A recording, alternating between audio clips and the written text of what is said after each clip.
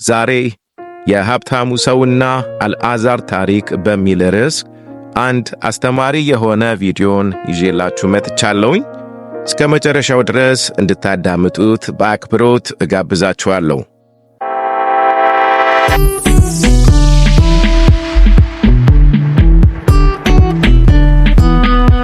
ሰላም ጤና ይስጥልኝ ውድ የፍሬዛፍ የዩቲዩብ ቻናል ቤተሰቦች በሙሉ ሁላችሁንም ሰላም እላለሁኝ። እንዴት ናችሁ? ዛሬ የሀብታሙ ሰውና አልዓዛር ታሪክ በሚል ርዕስ አንድ አስተማሪ የሆነ ቪዲዮን ይዤላችሁ መጥቻለሁኝ። እስከ መጨረሻው ድረስ እንድታዳምጡት በአክብሮት እጋብዛችኋለሁ። የሀብታሙ ሰውና የአልዓዛርን ታሪክ የምናገኘው በሉቃስ ወንጌል ምዕራፍ 16 ከ19 እስከ 31 ሲሆን በዚህም ኢየሱስ ክርስቶስ ስለ ሀብታሙ ሰውና አልዓዛር ስለሚባል ምስኪን ድሃ ሰው የምድር ሕይወትና ከሞት በኋላ ባለው ሕይወት መካከል ያለውን ልዩነት ጎላ አድርጎ ያሳየናል። ይህንን የሀብታሙ ሰውና የአልዓዛርን ታሪክ ስንመለከት በመጀመሪያ በ19 እስከ 21 ያለውን የመጽሐፍ ቅዱስ ክፍል ስናነበው ቀይ ልብስና ቀጭን የተልባ እግር የለበሰ አንድ ባለጸጋ ሰው ነበረ። ዕለት ዕለትም እየተመቸው በደስታ ይኖር ነበር። አልዓዛርም የሚባል አንድ ድሃ በቁስል ተወርሶ በደጁ ተኝቶ ነበር። ከባለጸጋው ማዕድ ከሚወድቀው ፍርፋሪ ሊመገብ ይመኝ ነበር። ውሾችም እንኳን መጥተው ቁስሎቹን ይልሱ ነበር ይለናል። ከዚህ ክፍል የሀብታሙን ሰውና የአልዓዛርን ሕይወት እናገኛለን። በቅንጦት የሚኖር ጥሩ ልብስ የሚለብስ በየቀኑ የሚበላ ሀብታም ሰው እንደነበረ በሀብታሙ ሰው ቤት ደጃፍ ላይ አልዓዛር የሚባል ምስኪን ድሃ ሰው እንደነበረ እሱም ከሀብታሙ ሰው ማዕድ የወደቀውን ፍርፋሬ ለመብላት ይጓጓ እንደነበረ ውሾችም ደግሞ መጥተው የአልዓዛርን ቁስሎች ይልሱ እንደነበረ ይህም አልዓዛር በከፍተኛ ድህነትና ስቃይ ውስጥ እንደነበረ ያሳየናል። ከዛም 22 እስከ 23 ያለውን የመጽሐፍ ቅዱስ ክፍል ስናነበው እንደዚህ ይላል።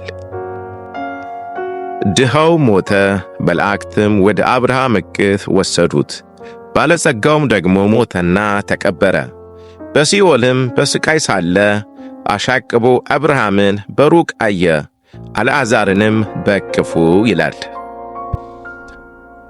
በዚህ ክፍል ሀብታሙና አልዓዛር ሁለቱም እንደሞቱ ከዛም አልዓዛር ወደ ዘላለም ዕረፍት ሲገባ ሀብታሙ ሰው ወደ ዘላለም ስቃይ እንደገባ ይህ ክፍል ይነግረናል። ከዛም 24 እስከ 26 ያለውን የመጽሐፍ ቅዱስ ክፍል ስናነበው እንደዚህ ይላል። እርሱም እየጮኸ አብርሃም አባት ሆይ ማረኝ፣ በዚህ ነበልባል እሰቃያለሁና የጣዖቱን ጫፍ በውሃ ነክሮ ምናሴን እንዲያበርድልኝ አልዓዛርን ስደድልኝ አለ። አብርሃም ግን ልጄ ሆይ አንተ በሕይወትህ ሳለህ መልካም እንደተቀበልክ አስብ፣ አልዓዛርም እንዲሁ ክፉ። አሁን ግን እርሱ በዚህ ይጽናናን፣ አንተም ትሰቃያለህ። ከዚህም ሁሉ ጋር ከዚህ ወደ እናንተ ያልፉ የሚፈልጉ እንዳይችሉ ወዲያ ያሉ ደግሞ ወደ እኛ እንዳይሻገሩ በእኛና በእናንተ መካከል ታላቅ ገደል ተደርጓል አለ። በዚህ ክፍል ሀብታሙ ሰው በስቃይ ውስጥ ስላለ በላሱን ለማቀዝቀዝ የጣቱን ጫፍ በውሃ ነክሮ እንዲሰጠው እንደጠየቀው አብርሃምን በመካከላቸው ትልቅ ገደል እንዳለ ማንም ከአንዱ ወደ ሌላው መሻገር እንደማይችል እንደነገረው እናገኛለን። በመጨረሻም 27 እስከ 31 ያለውን ከመጽሐፍ ቅዱሳችን ውስጥ ስናነብ እንደዚህ ይላል። እርሱም እንኪያስ አባት ሆይ ወደ አባቴ ቤት እንድትሰደው እለምንሃለሁ፣ 5 ወንድሞች አሉኝና እነርሱ ደግሞ ወደዚህ ስቃይ ስፍራ እንዳይመጡ ይመስክርላቸው አለ። አብርሃም ግን ሙሴና ነቢያት አንዷቸው እነርሱን ይስሙ አለው። እርሱን አይደለም አብርሃም አባት ሆይ፣ ነገር ግን ከሙታን አንዱ ቢሄድላቸው ንስሐ ይገባሉ አለ። ሙሴንና ነቢያትን የማይሰሙ ከሆነ ከሙታንም እንኳን አንዱ ቢነሳ አያምኑም አለው። በዚህ ክፍል ሀብታሙ ሰው 5 ወንድሞች እንዳሉት በመንገር እሱ ወዳለበት ስቃይ እንዳይመቱ አልዓዛር ወደ አባቱ ቤት ሄዶ እንዲያስጠነቅቃቸው ጥያቄ እንዳቀረበ እናነባለን። አብርሃምም እነሱ በሙሴና በነቢያት የተጻፉ መጻሕፍት አሏቸው እንዳለው፣ ሀብታሙ ሰውም አንድ ሰው ከሞት ተነስቶ ቢያስጠነቅቃቸው ንስሐ ይገባሉ ሲለው፣ መጽሐፍ ቅዱስ የሚለውን ካልሰሙ አንድ ሰው ከሞት ተነስቶ ቢነግራቸውም አይሰሙም፣ አያምኑም ብሎ እንደመለሰለት እናገኛለን።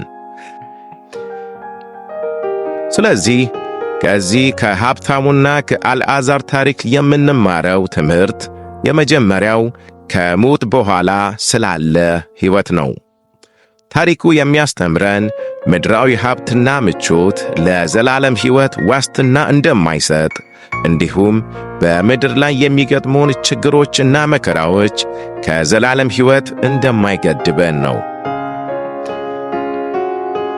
ሁለተኛው ከዚህ ከሀብታሙ ሰውና ከአልዓዛር ታሪክ የምንማረው ትምህርት ሰዎችን መርዳት አስፈላጊ እንደሆነ ነው።